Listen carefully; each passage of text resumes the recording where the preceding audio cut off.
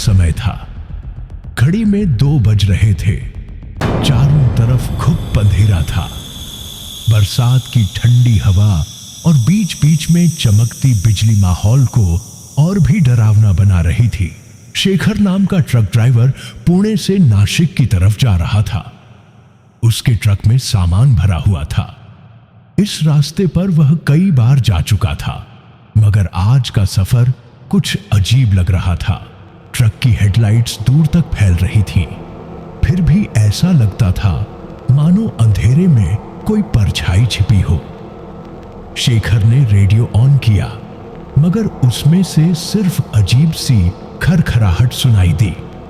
उसने तुरंत रेडियो बंद कर दिया। थोड़ी देर बाद उसकी नजर सड़क के किनारे खड़ी एक औरत पर पड़ी। औरत ने सफेद साड़ी पहनी थी, बाल बिखरे हुए थे और चेहरा नीचे झुका हुआ था। शेखर ने ट्रक धीरे किया। उसे लगा शायद कोई परेशान यात्री हो। उसने खिड़की खोलकर कहा, कहां जाना है बहन जी? औरत ने कुछ नहीं कहा, बस हाथ उठाकर ट्रक की तरफ इशारा किया। शेखर को उस पर तरस आया और उसने दरवाजा खोल दिया। औरत बिना कुछ बोले आकर उसके बगल में बैठ गई। ट्रक आगे बढ़ने लगा। कई मिनट तक दोनों के बीच कोई बातचीत नहीं हुई। आखिरकार शेखर ने पूछा, आपका नाम क्या है? कहां जाना है? कोई जवाब नहीं। बिजली चमकी तो शेखर ने उसका चेहरा देखा और उसकी रूह कांप गई।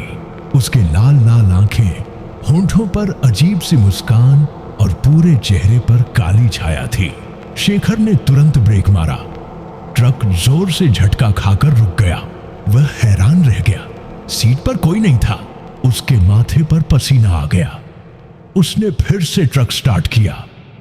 तभी अचानक रियरव्यू मिरर में उसे वही औरत दिखी।